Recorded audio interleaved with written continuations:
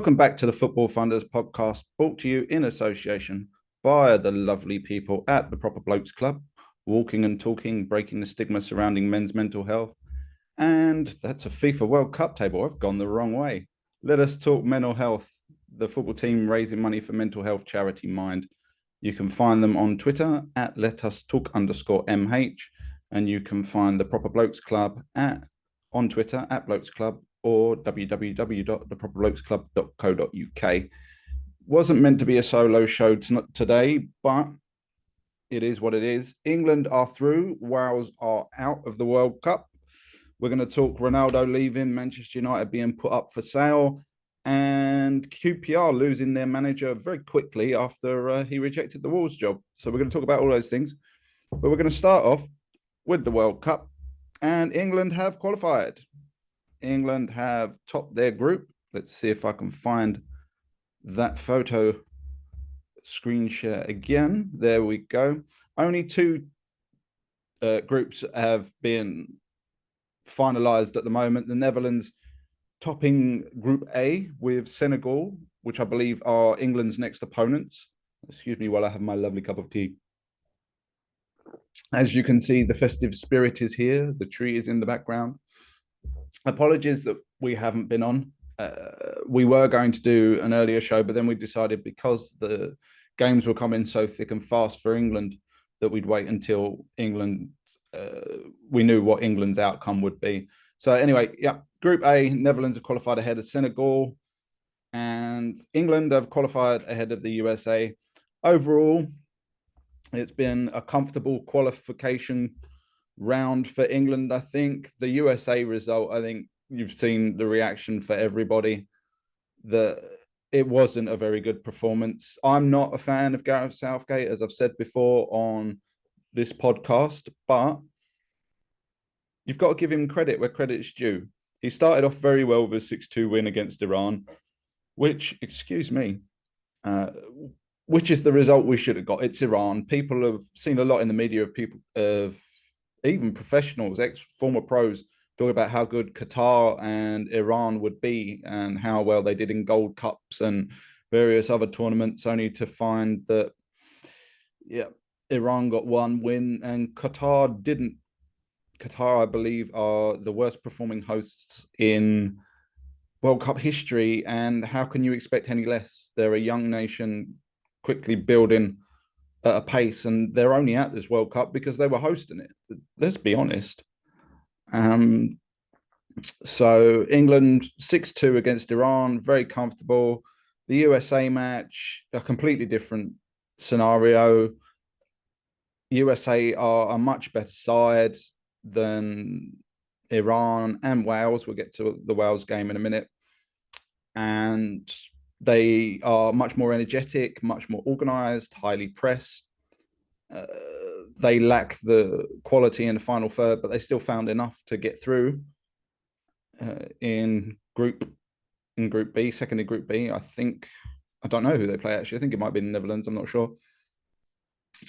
But it wasn't a fantastic performance. I think against the USA, we just moved the ball far too slowly, and the USA was so energetic and so quick to close us down that if you move the ball slowly, then you aren't going to have any room to move the ball anywhere from a progressive side of things. You're just going to end up going sideways and backwards, trying to spread it out and make some more space again. But then we rounded off against Wales and what looked like it was going to be another performance similar to the USA. But I've got to give credit again to Gareth Southgate, because a lot of his critics, and including me, have said he doesn't make enough changes. He sticks with the same formation, same players. I'll give him credit against Wales. He brought in different players. We saw Phil Foden start. We saw Marcus Rashford start. Jordan Henderson came in and solidified the midfield.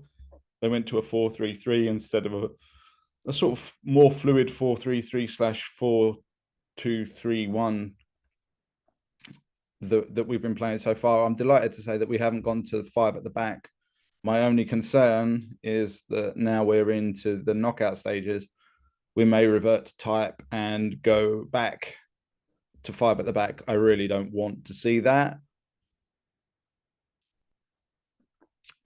But in the second half, Gareth Southgate surprised me again by making some tactical switches, predominantly just switching Marcus Rashford and Phil Foden on either sides of the pitch, because Rashford started off on the left and Foden started off on the right. So they switched them around and both players became more offensively effective, particularly Foden, who didn't seem to do too much in the first half. But that's not necessarily his fault. He can only do what he can do when he's got a ball at his feet. Rashford, however, has been a revelation for both Manchester United and England. And you've got to give him credit for pulling his game back. I've criticised him on this podcast recently in the last year or so. I even accused him of donating his talent at the local food bank. You can go back and listen to that pod. Again, you can always download us anywhere now. We're pretty much absolutely everywhere. And our old audio episodes are on YouTube. So you can listen to them on YouTube, or you can download them on Stitcher, where are we? Amazon Music, Google Podcasts, Spotify, Anchor FM, iTunes, everywhere. But yeah, I accused him of donating his talent to a food bank. I think he's managed to get it back. I think a lot of credit has got to go to Erik ten Hag for the rejuvenation of Marcus Rashford. I think he's brought in a discipline to the whole of Manchester United in terms of mentality, in terms of the way you conduct yourself just as a Man United player. It kind of reminds me a bit of the level of discipline that Alex Ferguson instilled at Manchester United. Obviously, they're not going to be, I'm not comparing them, Ten Hag and Ferguson, but I just see similarities between them. I'm not saying that they're going to go on and have exactly the same careers. That's obviously not going to be the case. But Marcus Rashford is back on form and scored 2 goals against Wales in the second half to win 3-2. I can't remember who scored the other one now. I think it was Phil Foden, actually, wasn't it? If I remember rightly. Someone can comment in the chat or in the comments below. We are going to be looking to do live streams. Just with Christmas coming up at the moment, it's not the right time to upgrade our software and hardware, etc., etc. Plus, I've just had my birthday, so money's a bit thin at the moment, especially with everything else that's going on here in the UK.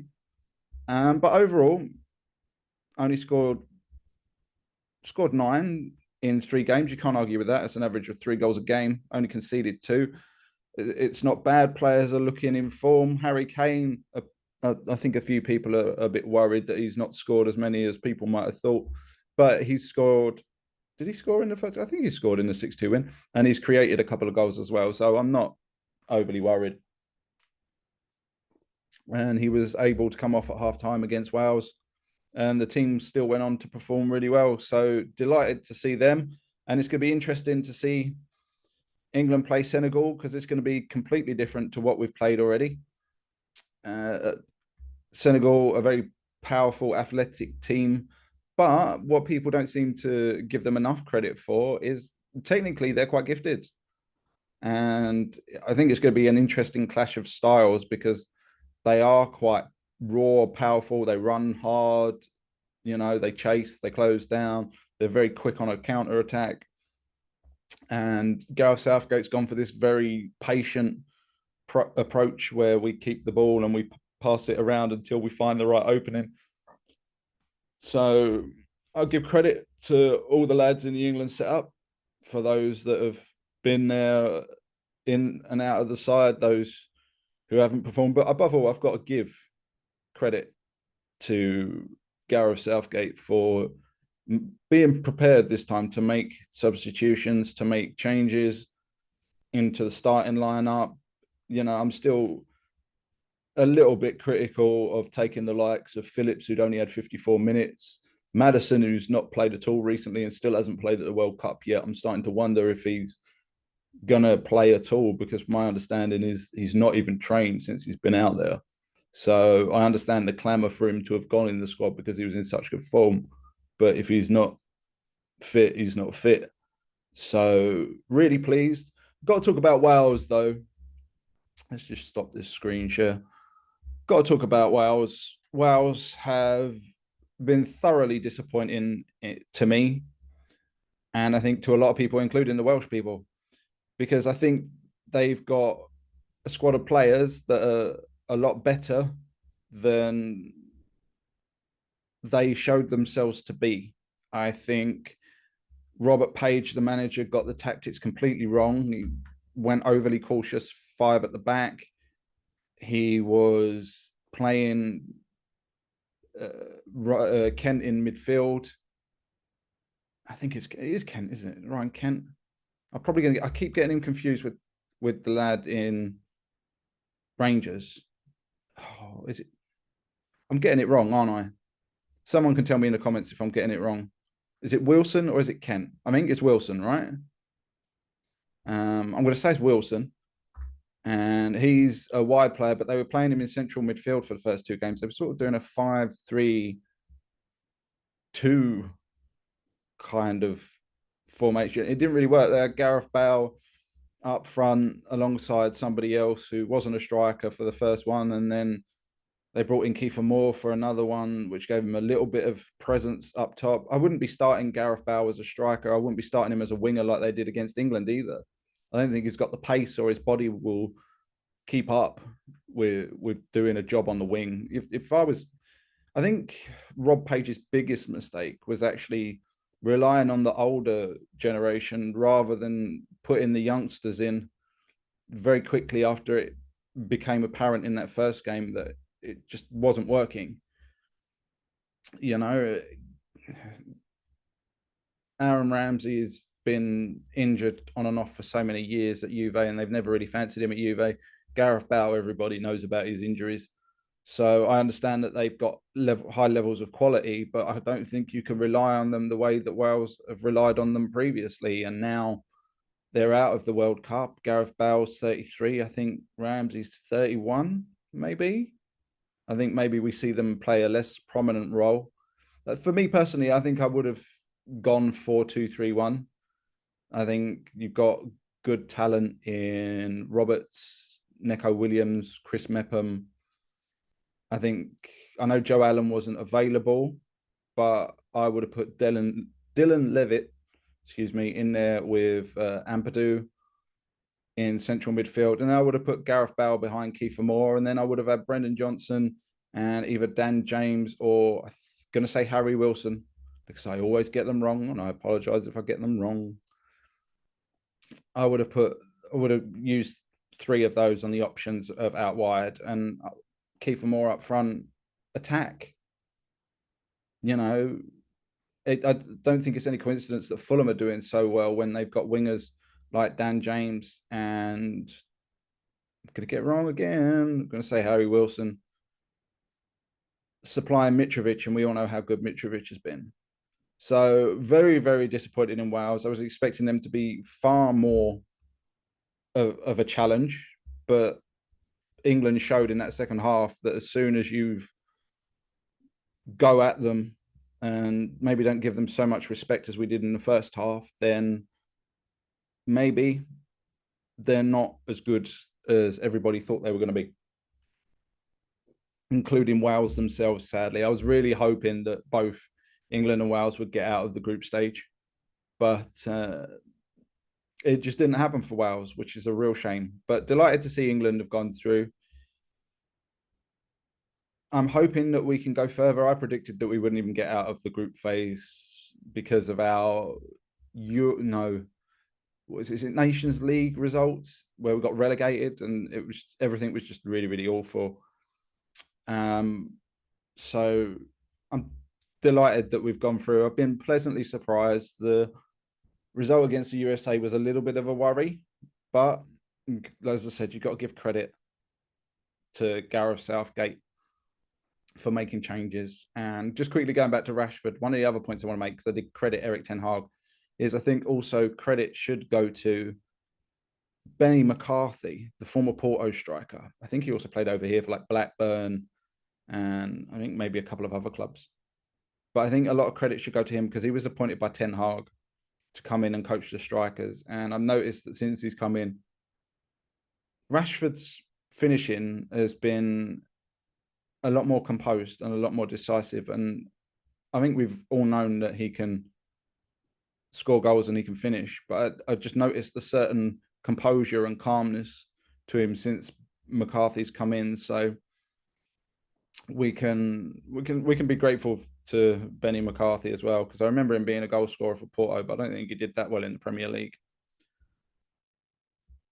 Right, moving back on to football. Obviously, there's been humongous news as a Manchester United fan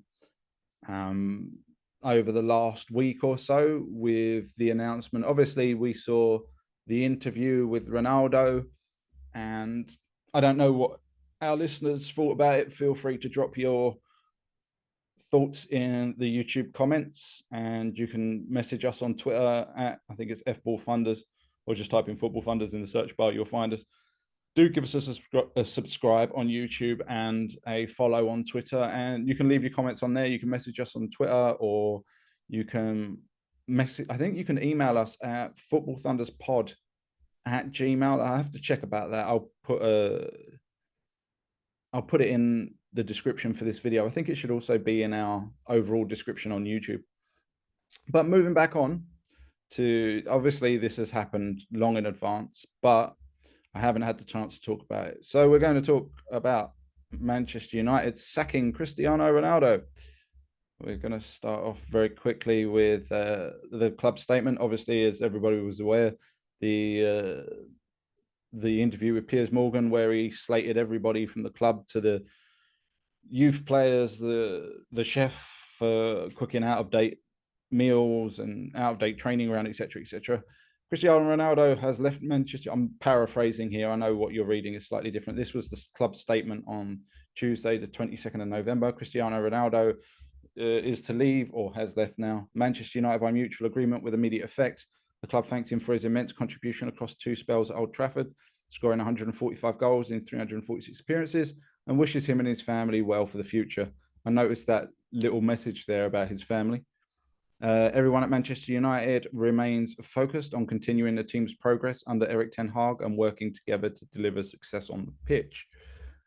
Cristiano Ronaldo himself has said in a statement, following conversations with Manchester United, we have mutually agreed to end our contract early. I love Manchester United and I love the fans. That will never ever change. However, it feels like the right time for me to seek a new challenge. I wish the team every success for the remainder of the season and for the future. I find it quite bizarre, his statement, because this seems to me like this was the prepared statement he had ready at the start of the season when he was looking for a move, the move that didn't materialize. So he's gone from Manchester United's outdated, the kids don't listen, the facilities aren't good enough, the chef's cooking really bad food, even though he's got a personal chef, to I love Man United and I love the fans. This is a guy, I mean, if you haven't, go back and watch my previous one on the initial clips of the full interview. I didn't do a full one on it because it was just a load of nonsense with a bunch of complaining put in. But this is a guy, it was reminded to me when I was talking to other Man United fans on Twitter. This is a guy who in 2008, when he wanted to move to Real Madrid, claimed he was being treated as a slave because he wasn't allowed to move because he was still under contract. And Manchester United didn't want to sell. He ended up staying for another year and then moving on anyway during his time at Alex Ferguson. So this isn't just this time around. It's not just like an individual outburst against a player who's genuinely struggling to deal with what's going on. He's done this before. He's got form. If he wants to leave, he will do or say. He has no remorse. I honestly don't believe he loves Manchester United. I don't believe I think he cares about the fans. I don't think he cares about Man United fans. I think he just cares about his fans. Piers Morgan, since his interview, has been going on about how he's got almost 500 million followers on Instagram or whatever. Like it actually matters. I'm sorry, it doesn't. The amount of followers you've got on Instagram is not going to make 1 ounce of difference to when it comes to being a football player and playing football. Clubs aren't going to sign you because you've got 500,000 followers on Instagram. They're going to sign you because you can play football. If you bring revenue in, that's an added bonus, which is the whole reason why Ronaldo was signed in the first place, was to fill a short-term gap up front and make a lot of money off of merchandise. So I just find his statement a little bit weird. It's completely different tone to what he was saying like a couple of days before he was sacked, and people seem to be confused about how or why he's gone in terms of like money. Everybody initially thought that he was getting a payoff, which he didn't get. And then there was the announcement that he was to receive a nominal payoff, uh, which again didn't get. And all reporting has seemed to lead that to the conclusion that he actually hasn't received a penny. The conclusion seems very much to be that Manchester United said, right, you are in breach of your contract. We can either do this nicely and just announce a mutual termination of your contract, and you can go for absolutely nothing and go do what you want because we don't want you at the club. And that appears to have been the case, because I think Ronaldo could have argued, well, you've got to pay me my money under the terms of my contract. You've got to pay up what's left. So I'm glad that he hasn't got any money out of Manchester United. I think he was overpaid when we signed him. He was not worth the £500,000 a week that is alleged that he was being paid. I say alleged, it's common knowledge, but you never know unless someone's contract is printed out. You can never tell. So good riddance. I don't like his attitude. Again, I go back to 2008 when he claimed he was a slave. Now he's claiming that he's being discriminated against. He's making accusations against board members about not believing that his child was sick and that he was having issues, even though he was given time off and he was paid for his time off and he came back when he wanted to come back. I'm honestly just glad he's gone. And a lot of speculation today, I've seen it all over Twitter. Some of the journalists on Twitter are claiming that he's close to signing a deal in Saudi Arabia for about £200 million until 2025, I think it is. Nothing's signed or sealed yet. But I think if he takes that deal, I think it just proves what everybody was saying, was that his legs have gone and he's not capable of doing it at Premier League level. And I think he's now realised that. It's just a shame. I think he could have come to this without the need to do the interview, and without insulting people and disrespecting people and claiming that he was disrespected. I don't think there was any need for it. My personal feeling was, sorry, I don't know why my camera's shaking. My personal feeling about the whole situation is I think Eric Ten Hag came in and Cristiano Ronaldo said, I want to leave. And Eric Ten Hag said, that's fine. I'm not planning to use you anyway. I understand you want to leave. So find yourself a move and we won't stand in your way.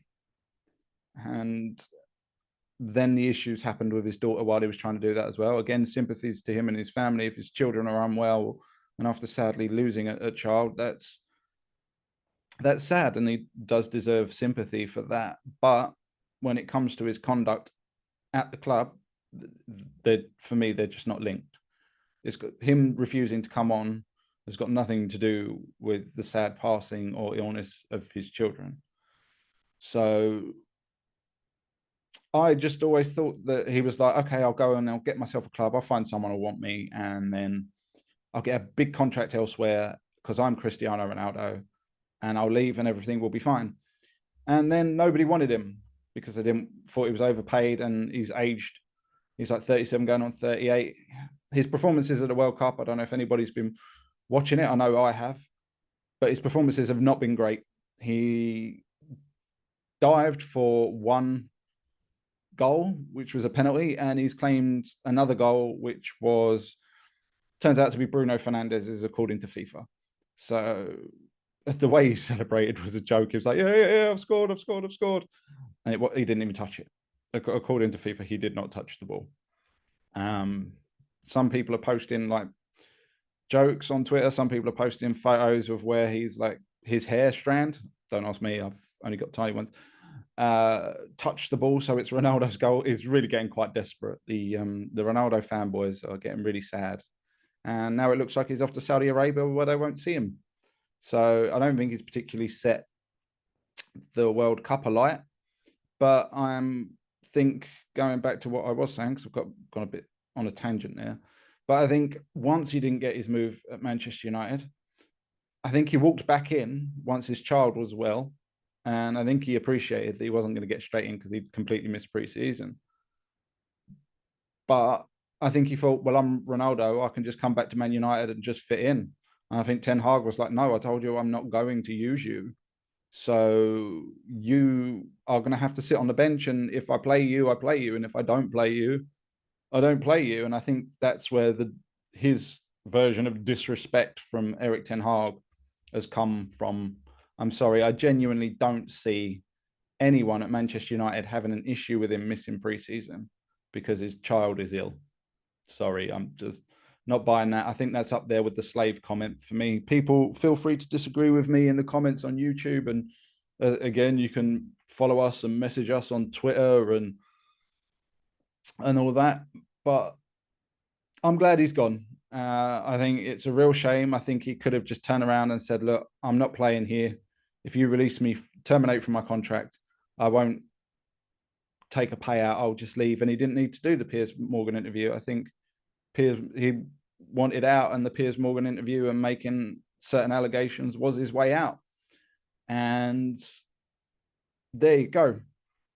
So bon voyage, Ronaldo. Enjoy Saudi Arabia or wherever you end up. I genuinely couldn't give a monkey's.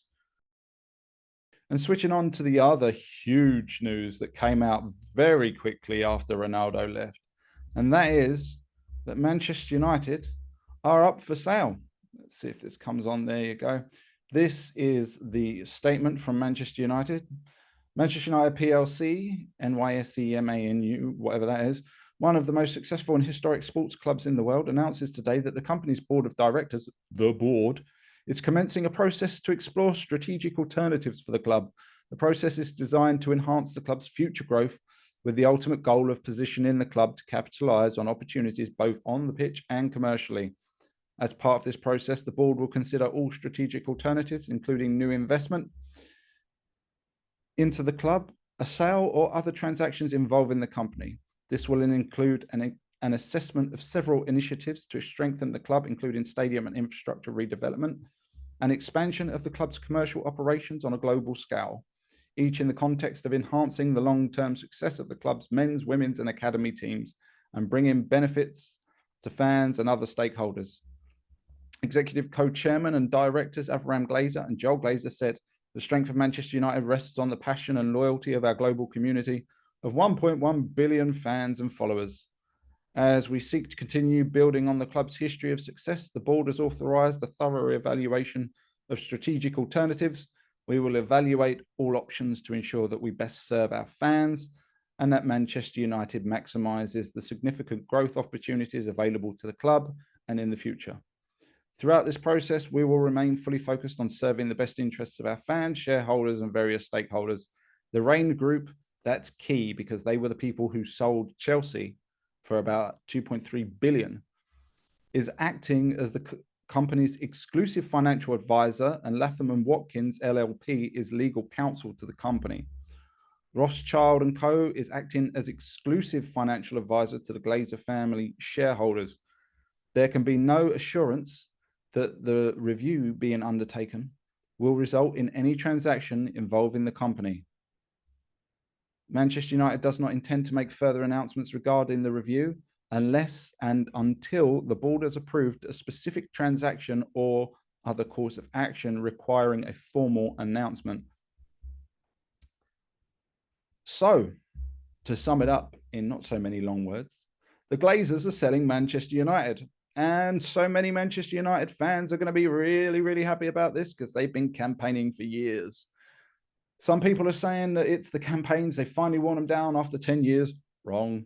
Some are saying Ronaldo's finally spread the light so the whole world can see how the Glazers have treated Manchester United. Wrong. The bottom line is Manchester United are no longer profitable to the Glazers. The Glazers are still taking money out of the club. In the last financial year, they took out £33.6 million. The problem was Manchester United, even with that takeout, lost £115.5 million last year. And the debt has increased. The club is no longer making money. So therefore, the debt is increasing. The Glazers continue to take a dividend at this point in time. But the less money the club makes, the more debt it runs into, the less the dividend will be. So the Glazers have finally decided, okay, excuse me, I apologize. The Glazers have now finally decided, okay, it's time to sell up. We've milked Manchester United dry. That is what the Glazers have done. They've made as much money as they can out of it without having to put a single penny in it, because they didn't even buy the club with their own money. They basically got loans against the club and then bought the club with the loans. So I think it's called a leveraged buyout. I think if that's the correct term. Again, someone correct me if I'm wrong. But they basically, that's how they bought it. So they didn't put a penny into it, and they've just been taking money out in dividends. To be fair to them, as I've said on this pod previously, they made Manchester United a lot of money in the process, because Ed Woodward was fantastic at doing commercial deals. He wasn't fantastic on the football side of things, but he made Manchester United a lot of money and increased our revenue streams to balance the debt and feed the debt. But the problem is Manchester United have lost a lot in commercial revenue, because a lot of it has clauses in it, even like kit sponsorship deals. It's like, if you don't qualify for Europe, for Champions League, you lose like 25 million for the next year or so. You know, that's not the exact figures, but that's how it works. You know, there's clauses in there that say, because you're no longer promoting our brand at the highest level, we're not going to pay you as much as we agreed to. So with Man United being in the Europa League, they lost even more money. And there was obviously some COVID restrictions had some kind of impact for the last financial year, because it was like 2021 to 2022, I think, because I did talk to somebody about this. And I think it was April 2021 to June 2022 for the financial year. So there's no money left. They've milked it dry, and that's why they're going to sell it. And from a business perspective, you have to say, as businessmen, the Glazers are geniuses. They bought a massive worldwide club, put no money into it, took a ton of cash out. If you just say that they've been there for what, 17 years, say they take out an average of £33 million a year. So 33 million times by 17, that's maths I can't even do. And my phone is all the way over there on the sofa. I can't go and get it. So even just that, 30 million, say 30 million for 10 years, that's like 300 million pounds, right? Am I right? Have I got a calculator on this computer? I need to do the maths. Have I got a calculator? I don't even know. Yes, no, that's a calendar. No, can't see a calculator. No, oh well, never mind. Somebody do the maths. Just on average, 30 million a year over 17 years. It's going to be ridiculous sums of money. And now they've decided to sell up. The market value, they believe, is going to be somewhere between 5 to potentially 8 billion pounds. Obviously, not all of that will go to the Glazers, but they're going to be looking at walking off with about 5 billion pounds in their pocket from owning Manchester United for 17 years. That's astounding business. From Manchester United's perspective, it's not good. It's not good at all, because they've lumbered the club with massive amounts of debt. They've bled it dry. The club is now even in more debt because the money ran out. The Glazers have put the wrong people in charge. So there's been less success than there was. And to be honest, there was never going to be the same level of success that Manchester United enjoyed under Sir Alex Ferguson, under anybody else, because there were teams like Chelsea who had all the money under the sun, under Roman Abramovich. Liverpool found a financial model that really worked for them. Man City got invested in, and the league just became more competitive. Manchester United were no longer the richest club in England anymore in terms of overall, and they had competition for the top players. They couldn't just go and pick who they wanted to, like they had done under Sir Alex Ferguson. So they were never, it's that kind of success. I know we're seeing something kind of similar at City at the moment, where they've won, I think it's 4 out of the last 5 Premier Leagues. And I think like 4 out of the 5 last League Cups. I think there might be an FA Cup in there or two. But Man United were never going to have that same level of success again.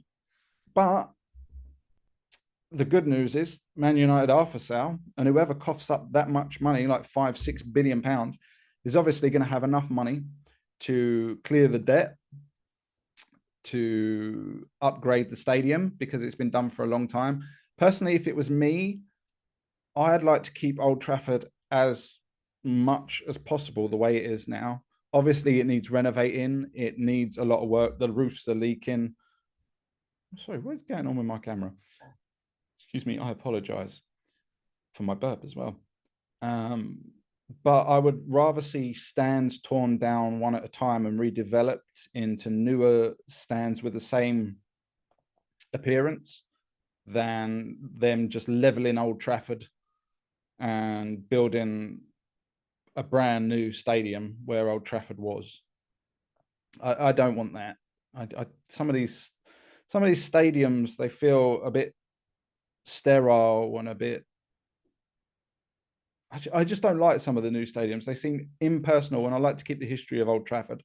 So the good news is we can get new investment coming in across the board. If someone's got that much money, then the debt will go.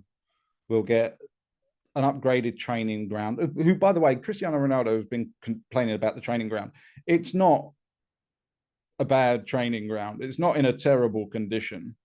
You know, it's still one of the best training grounds in the Premier League. It might not be up there with what Manchester City are doing at the moment, or what Real Madrid have done, or what Juventus have done, by upgrading year upon year, but it's by no means a bad training facility for a top Premier League side.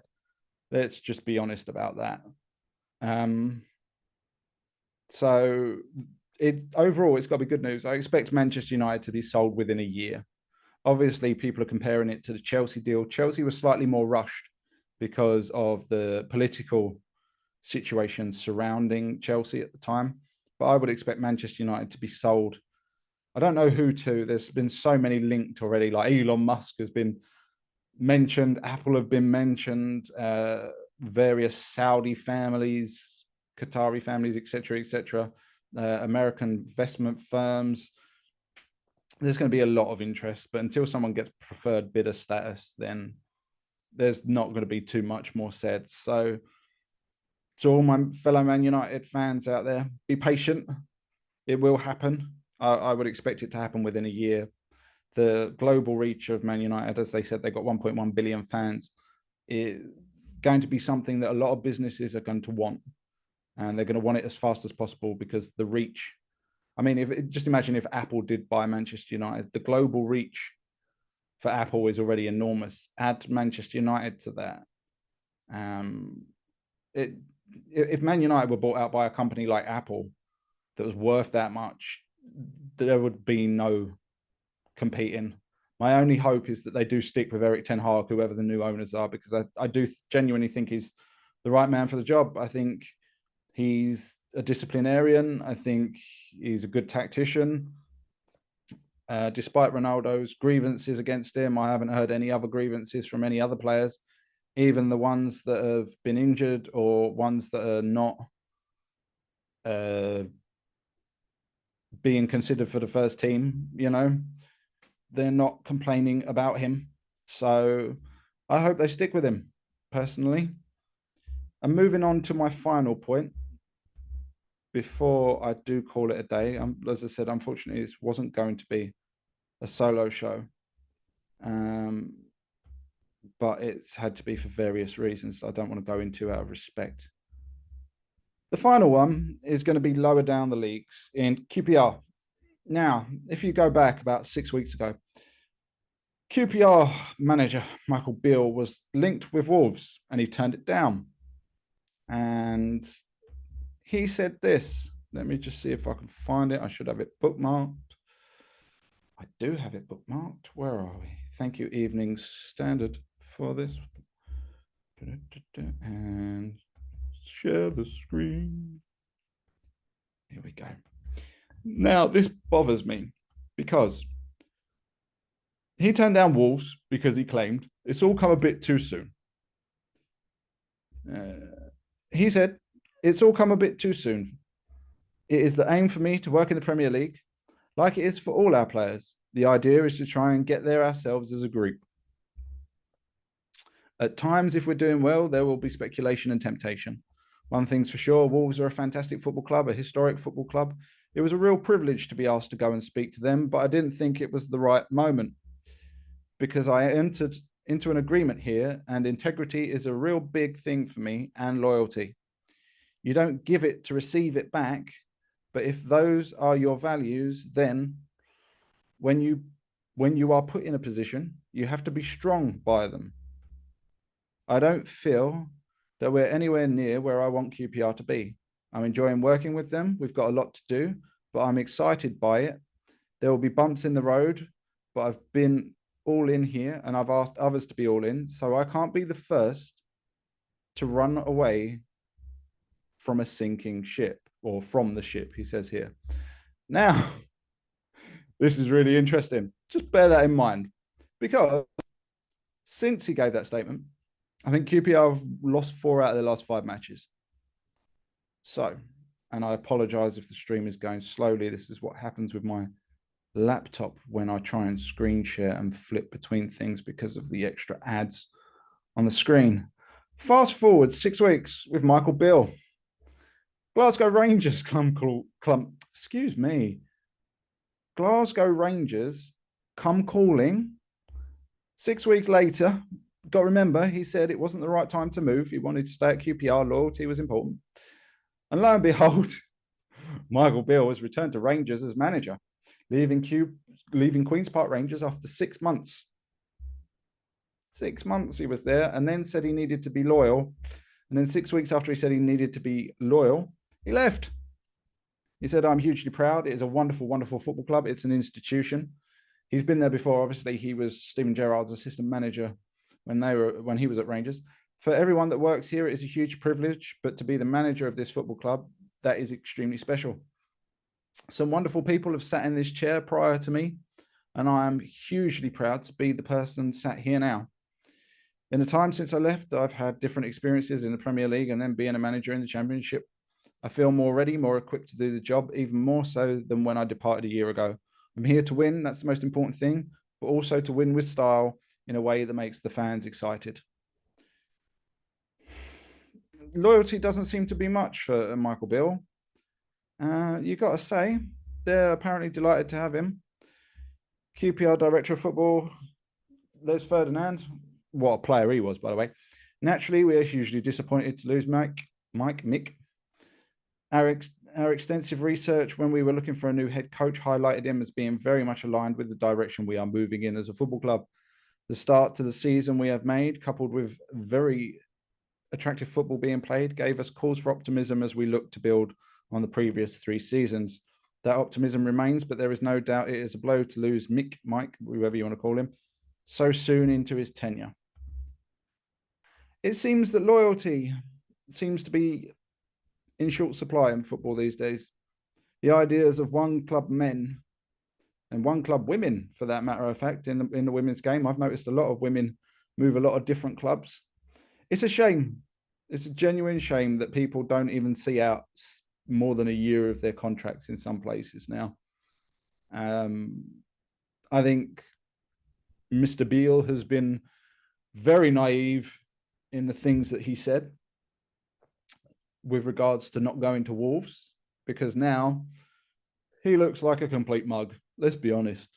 If you're going on about loyalty and then 6 weeks later you leave, no.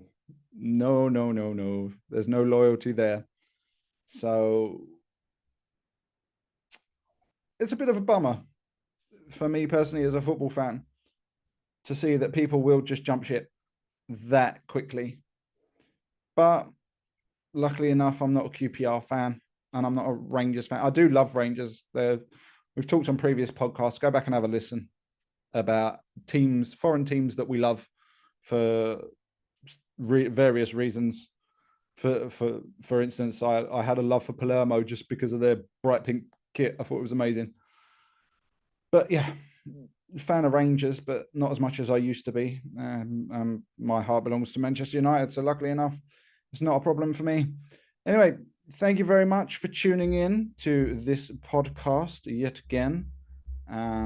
Hopefully, on the next one, I will not be alone. It's much more fun to do these with people. Take care and enjoy the rest of the World Cup.